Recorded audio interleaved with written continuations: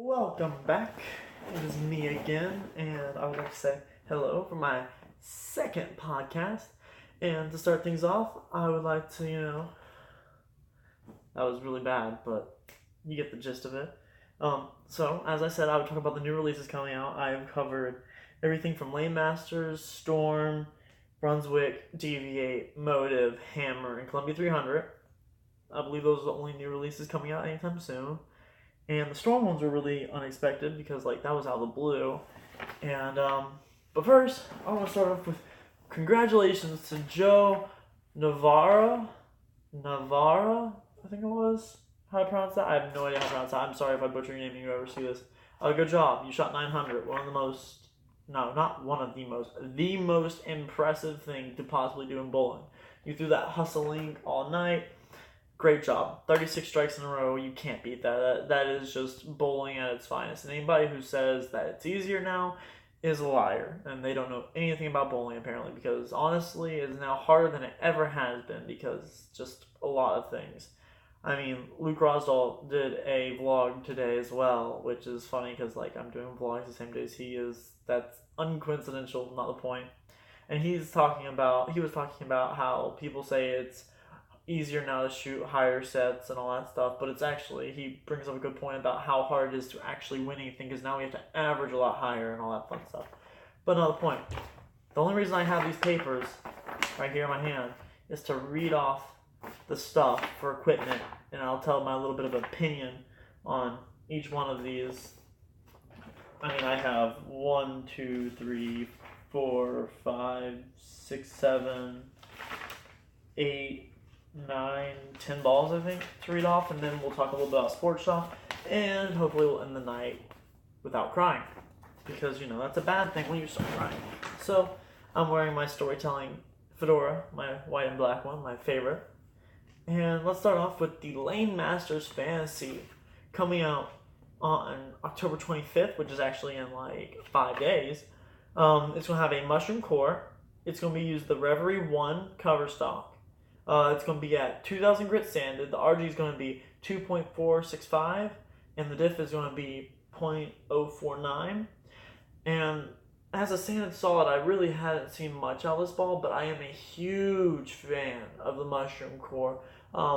If for those who don't know, the mushroom core was used in the Brunswick Quantums, one of the most iconic ball lines from the 90s and 80s, and now they're making a comeback, and they're just phenomenal. So I'm feeling this is going to be a stronger, better version of the Green Quantum. I don't know. It'll be interesting. I believe it'll be a lot better than the Green Quantum was, though, even though I believe the Quantum was pretty solid. Literally, and no pun intended. Next on this list, we have the Storm High Road Nano, coming out December the 1st. Oh boy, I'm excited. But I'm not excited because this ball basically is an overseas ball and a reamped version of the IQ Tour Solid, in my opinion. But, it's going to smell like coconut cream. And anybody who knows me knows how much I love coconut. Coconut is one of the most absolute phenomenal things ever. Period. I love coconut with an absolute burning passion. It is so amazing. But to get the specs of it, it's coming out December the 1st. I think I already mentioned that. It's going to have the inverted FE2 core inside of it, or weight block, as it is not really a core. It's going to be the Energy Solid reactive cover stock. Great cover stock that was on the Marvel S's, on the IQ Tour Nano. It's going to be at 2,000 grit Avalon. The RG is going to be 2.57, diff 0.046. That's going to be a pretty good ball. And I like the colors on it. It's going to be purple and black. It looks great. But then we have the Storm Sonic, or the Storm Son IQ, but also known as the Storm Sonic, which looks like another overseas ball. And that's coming out on December the 15th. So, before Christmas. It's going to use the R2S Pearl cover stock, which is in the High Road Pearl. And it's going to use the Centripetal HD core, which was in the original IQ, and the IQ Tour editions and all this fun stuff. It's going to use a 1500 grit polish. So I already have a feeling about this ball. Before I go on and read the RG and all that stuff, I have a feeling it's going to be it's going to be a Pearl IQ Tour Edition. That's all I can imagine this being, and that's going to be great because it's going to be better than your High Road Pearl, which goes a little too long, and just the High Road Pearl probably will be the way you ball down from after during this ball. Like, you want a ball that gives you that length, but it's a little stronger than the High Road Pearl, but you don't want to go up to something ASIM because that might just read a little too much, The RG in it is going to be, RG is 2.47, diff is 0.047, fun. It's going to have a weird smell. Gingerbread s'mores. Last time I checked, you don't make s'mores out of gingerbread, but we'll see. That might be interesting. We'll figure it out.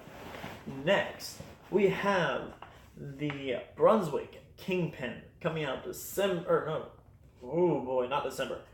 October 31st. It is going to be asymmetric with the Kingpin Ultra Low RG core, and it has the dynamic core. Yeah, it depends on how you pronounce it. Yankees might say dynamic core, or Southerners might say dynamic core. I don't know. I'm just rambling on about dynamic core and how I thought it was a weird thing that they said dynamic core. But that's going to be the outer part. So it's going to be a 3-piece ball. There's going to be cover stock, core filler, core, which I'm not. I mean, that's like most of the bowling balls now, and I mean, it's custom, But that's going to be helping it. So it's going to they're going kind of the way of Columbia 300 with their injected middle part of the ball, I guess. I don't know what they're doing with that. But it's going to use the Enhanced Composite Adhesion Cover Stock. This is going to be actually what I've been begging Brunswick to make, an asymmetric ball that actually hooks in oil. Because what I've noticed with Brunswick is they've been relying too much on Radical and too much on Deviate to make something that's actually strong enough to read oil. All their stuff has always been symmetric, and it's not really a big ball. It's just been there. But I mean, it's going to be a 500, 1500 Saya Air or Sierra. I don't really know how to pronounce it. I always call it Sierra Air. I mean, I've heard people pronounce it Saya Air and Sierra Air. It depends on, like, another one of those things you just pronounce that way. I did not put the RG on here for this. Whoops, I'm an idiot. But, oh well. It's going to be low RG, probably a medium differential. Camera focus.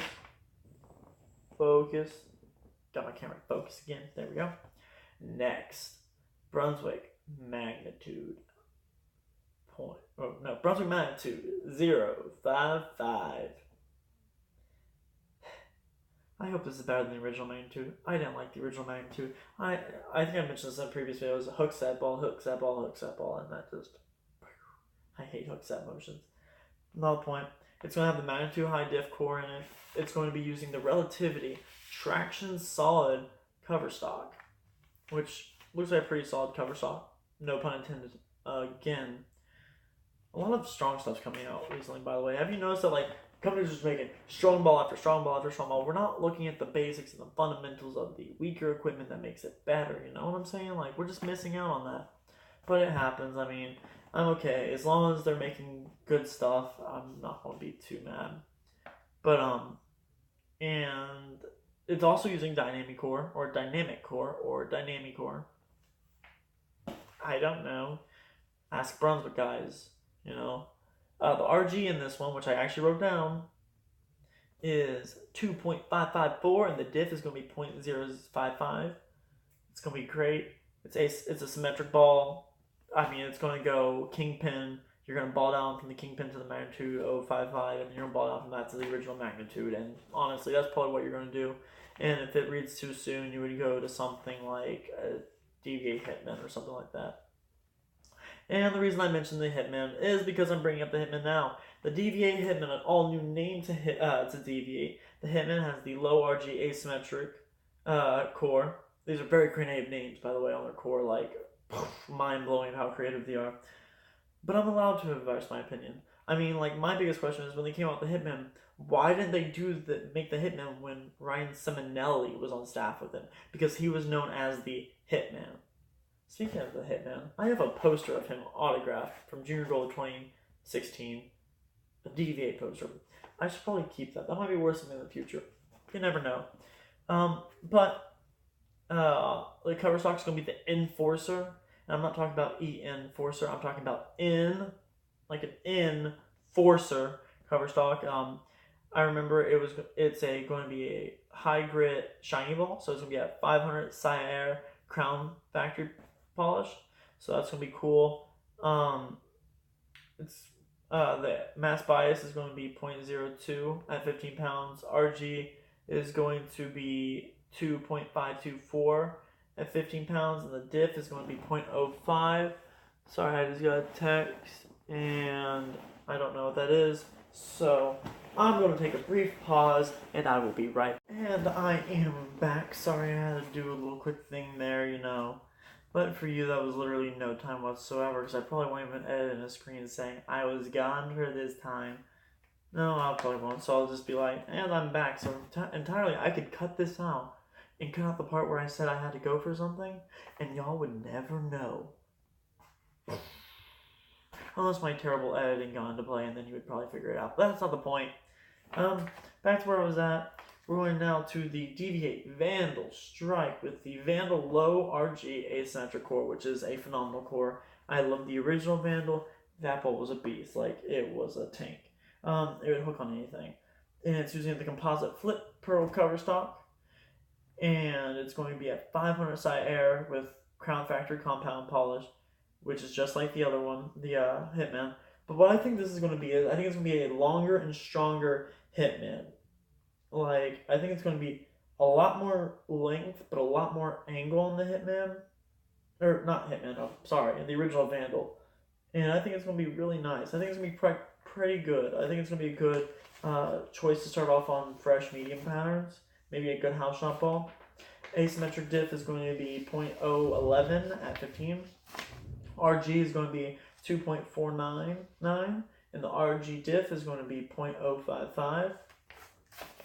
Now next, we get into some of the other companies that I really don't talk much about. Columbia 300, for instance. They released the new spoiler, which is coming out 10/24. By the way, all of those balls, the D-Gate Him and all that stuff is coming out at the same time the Kingpin is, which is the third.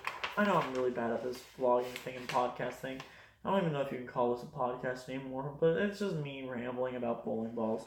They're all coming out on Halloween this year. But back to this, we have the C300, or Columbia 300, spoiler, coming out 10/24, which is in 4 days. It's going to have the Bend It Solid cover stock. It's going to be 500, 2000 Aberlon. It's going to use a new spoiler core. It's all new creative core. This is a completely new line they've never used before. I know it's a spoiler for y'all. Pun intended there. No, but it's going to have an RG of 2.52 and a diff of 0.045. What I think this ball is going to be, it's going to be your middle of the line. Not strong enough to be a benchmark ball, but not weak enough to be a completely dry ball. It's going to probably be a really good house shot ball. Like, if you really want to start off on a house shot well, this will be the ball for you. That is if you actually like Columbia 300 roasted. No, they make good stuff for certain people. I mean, it's all about what fits your game the best. Because, I mean, if you throw 900 global the best, then that should fit your game the best. If you throw so on and so forth, it's all up to you. If you throw something that strikes, it strikes. If you're bowling with jet bowling, sorry, I can't. Let's force habit. If you're bowling with Moxie bowling, sorry, force habit. If you're bowling with them and they're striking for you, why change? I mean, honestly. Next, also coming out on the 24th, is the Hammer Gauntlet Fury. Or it's funnier if you type in 2 R's like I did and say furry. The Hammer Gauntlet Furry. Because it's going to hit about as hard as, a soft animal that's furry. Roasted, burn, hammer, burn. No, but it's going to have the Syntex Pearl CFI cover stock, which is the Syntex Pearl Carbon Infused cover stock, which I believe was on the Scandal Pearl. It's going to be at 500, 1000 Aberlon polish with Powerhouse Factory finish polish, blah, blah, blah. This texture was way too complicated to read. Like, I had to simplify this stuff for stupid people, like, because I'm a stupid person and I have to read stupid things to actually understand any of this. It's going to use the gauntlet core. I mean, that's a no-brainer. I mean, they're not going to put a Black Widow core in a gauntlet, even though the gauntlet core is basically an overrated version of the Black Widow core, which is the Black Widow core is the best core design probably ever made for an asymmetric core. The gauntlet core is not bad though. The RG is going to be 2.50 and the diff is going to be 0.05. And next we get to the last bowling ball. Surpriser. I think it's the last bowling ball. Yes. And this is a company that's pretty good stuff, but a lot of people underrate them. But they're starting to make a move. This ball is the Motive Lethal Paranoia. And first thing, when I saw this ball, I was like, that ball's sexy. Like, that ball is a 10 out of 10. It looks gorgeous. It's black. It's like the Black Night Sky almost. It's kind of like a mix. It's really cool. It is released on November 22nd, 2017. It's going to be, gotta find out all fun stuff about this ball, because I'm bad at podcasts. It has a hybrid reactive cover stock, symmetrical core, all that fun stuff, and it is at 5,500 laser print. Now, I will tell Motive this. I do love the laser print as much as I hate the laser print. It's a hate-love thing for me.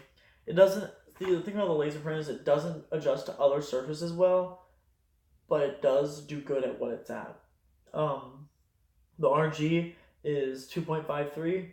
The diff is going to be 0.047. The core is the Oblivion core, and the cover stock's the new Hexion cover stock. Or Hexion hybrid cover stock. I'm sorry. And now we got that out of the way.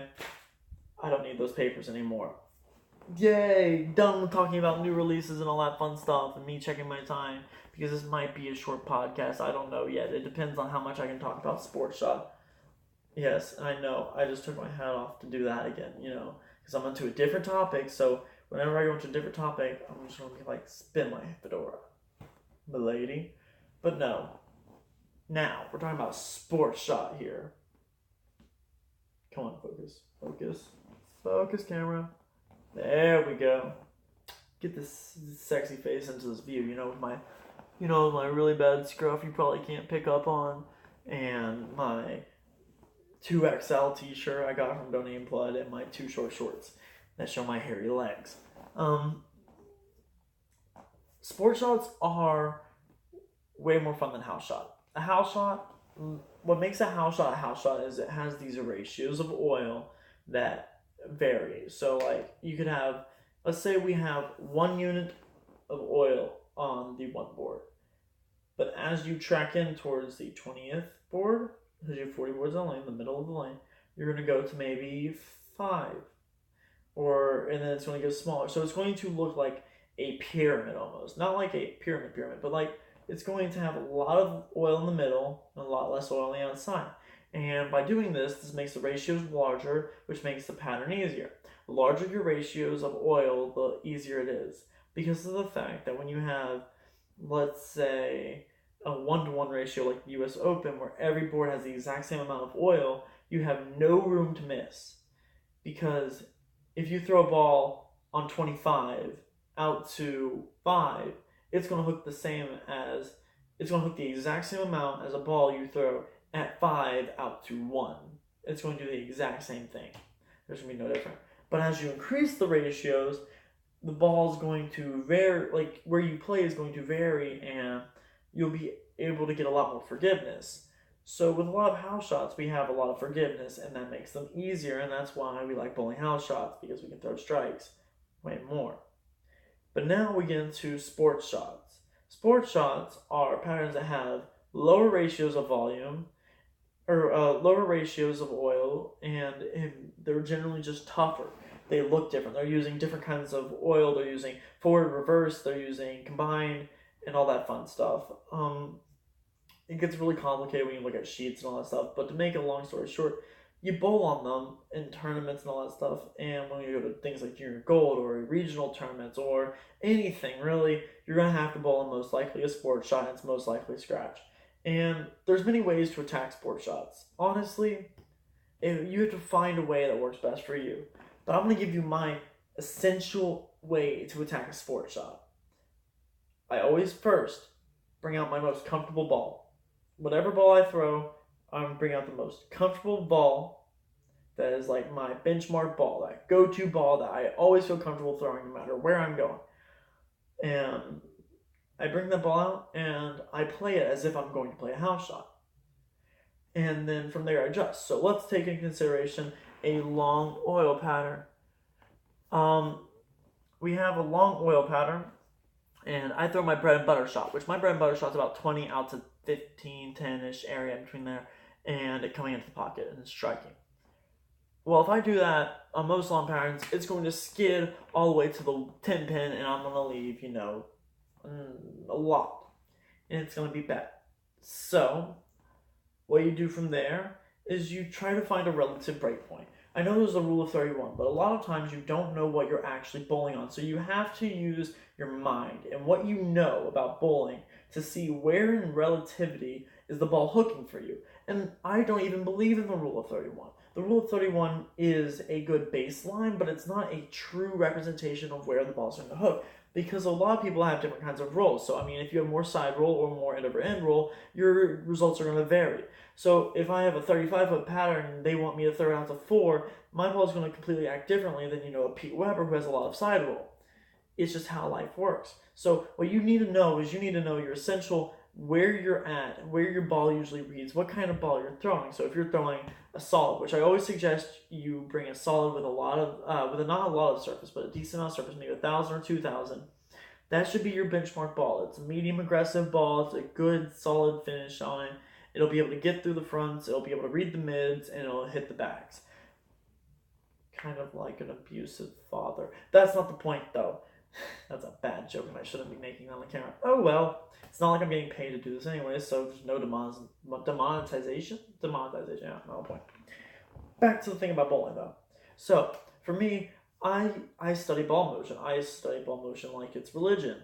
And that's a bad thing. That shows you how little I pay attention in school. So what you're going to do is you're going to take this ball you have and you're going to throw it. And you're going to throw your bread and butter shot. So if you're comfortable throwing, 35 out to 20 on the arrows and then it going out to 5 on the tracers and coming back and striking, you may not be able to do that, but that's where you should start. You should always know where your benchmark shot is, your beginning of everything shot, the most comfortable shot you have, and then you work your way from there. So let's say I'm playing 20, I'm throwing out to 10 on the arrows, and it's coming out to 5, and it's going through the 3-pin, and it's leaving washouts. Well, what I usually do is either A, I'm gonna move my eyes, and I'm gonna square up my shoulders a little bit more. I'm gonna keep my angles tighter. And if that doesn't work, if I'm still pushing the ball way too far right, what you're gonna have to do is you're gonna move right. Or what you could do, if it's a long pattern, you can change balls. You can go to something more aggressive that will come from that corner. It all depends on what it all depends on what you're comfortable with. Because a lot of people nowadays, the older people say, "Oh, bowling is so much easier because all you do is change bowling balls and crank the crap out of it." And no, we don't do that. Some people are better at changing balls than adjusting. I'm better at adjusting than I am changing balls. I can play the same ball across a whole lane, but then I can do that with most of my stuff, and that's just what I can do. So I can start off a block with my IQ Tour Edition. I'll play up the middle, and by the end of the block, I could be playing, far left, up, playing a tight angle with it, or I can move far right and be playing a lot harder and more direct with it, because that's just who I am. I adjust more. But a lot of guys, they can throw, I didn't make a clap there. ADHD, ADD, I don't care. I'm a mess. But a lot of guys, they can just change balls, and they know exactly what they're going to do with it. It's going to go where it's going to go, and they know so much about it. But back to the sport shot. Sorry, that was a little ramble of nothing important. But back to the sport shot. So you have this sport shot. You can do those things. You just got to know what your limits are and what you feel comfortable doing.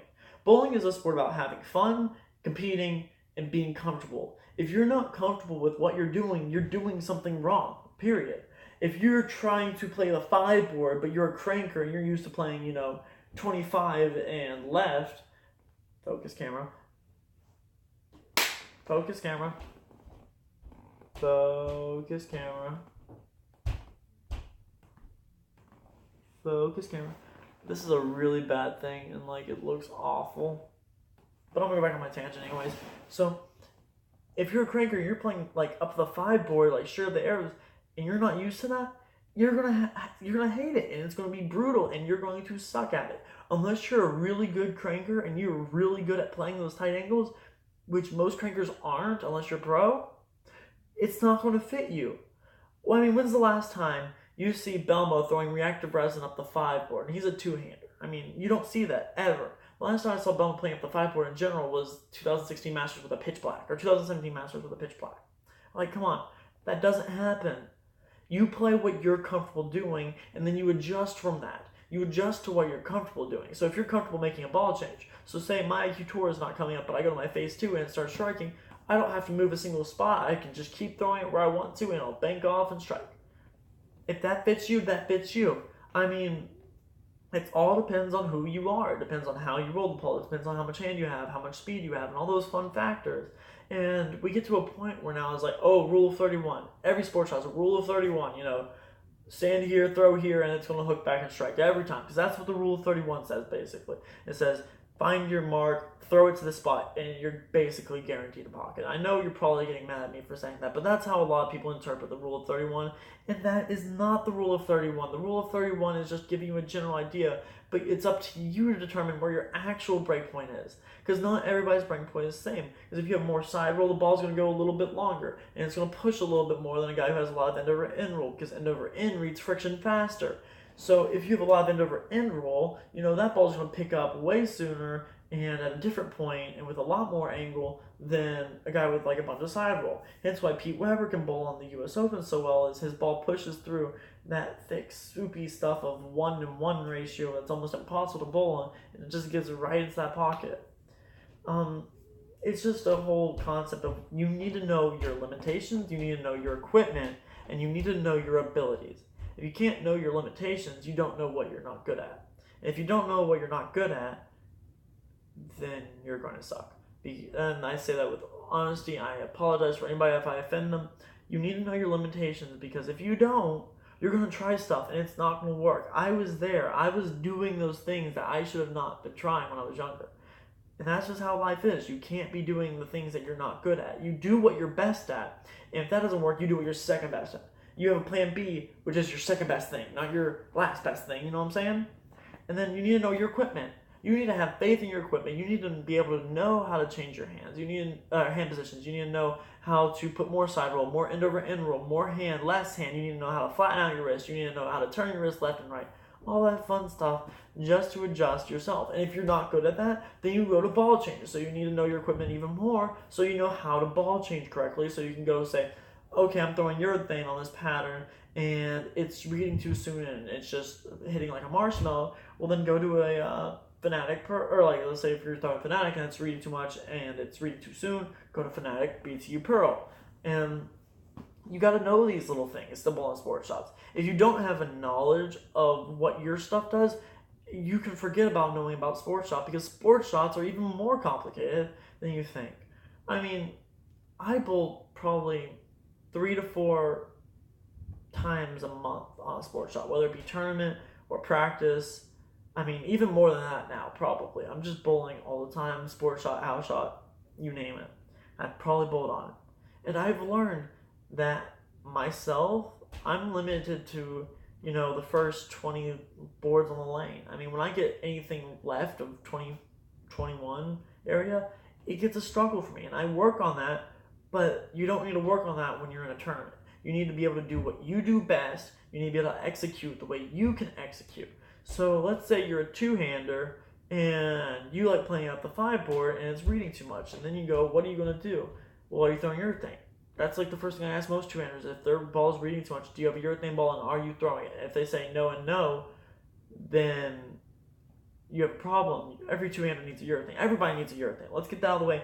Everybody needs a urethane bowling ball. Especially when you get on sports shots. It's a god-like thing to have a urethane ball because it's so good.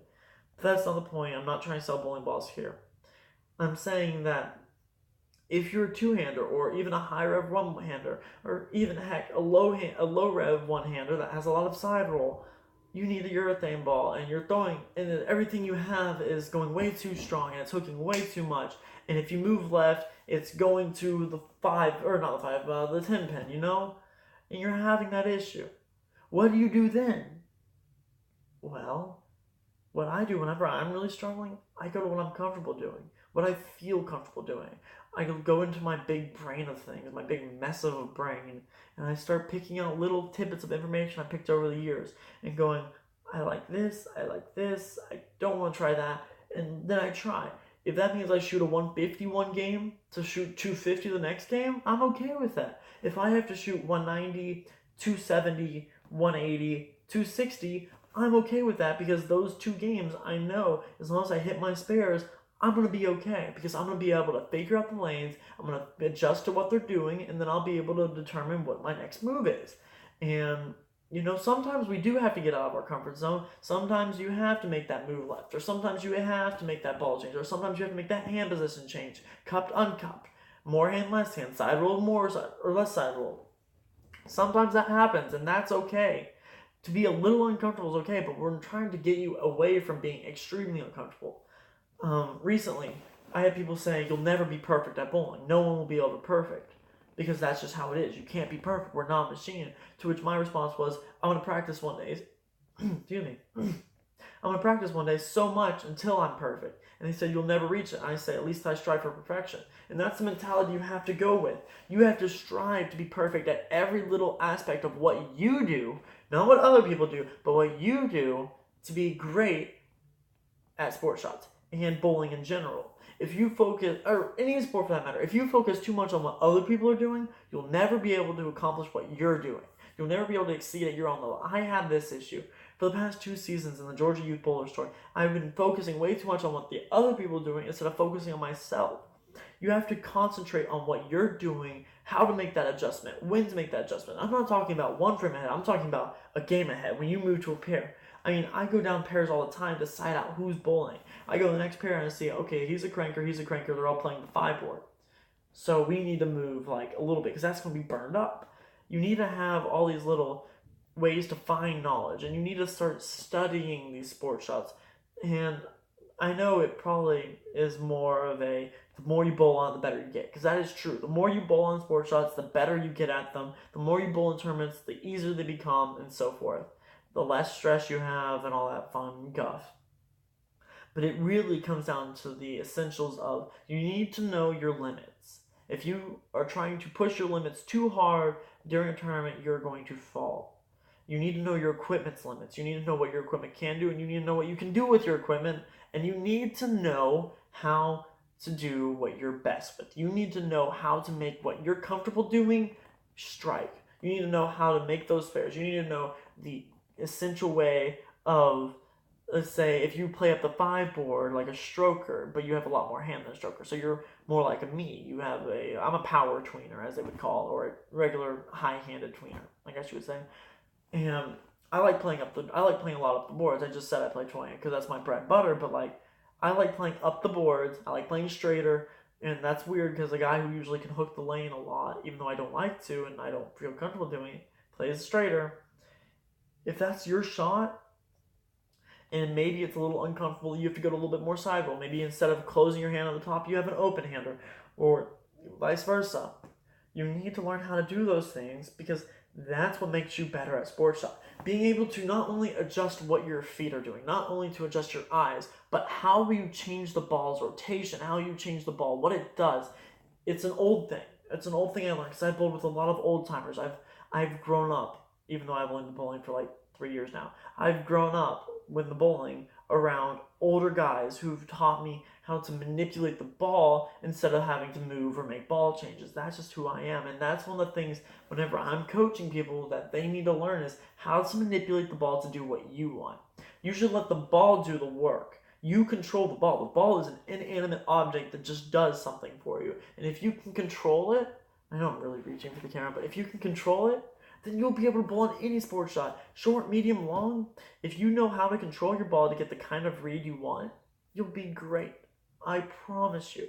And that's the thing about sports shots, is they're harder, and you're going to have to work your butt off. and you're going to have to train, and you're going to have to focus, and you're going to have to study, you're going to have to read ball motion, you're going to have to get new equipment, you're going to have to focus on all this fun stuff just for the competition. And that's what makes it all worth it, is at the end of the day, you know you've worked your butt off for hours, maybe bowling 40 hours a week. I don't know if you bowl that much, but it's a lot. That's a lot of hours. 40 hours a week, and you put in 10 hours of studying a week, and you work out twice a day, every day, and so forth. If you do that, you know that when you get this chance to win a tournament for your first time, you're in the title match against some guy who's way more popular than you, no one who knows who you are, and they all know who this guy is, and you actually have a chance to beat him, and you just need that strike in the 10th frame. You know exactly what you're going to do to shut him out, to win, so people notice you.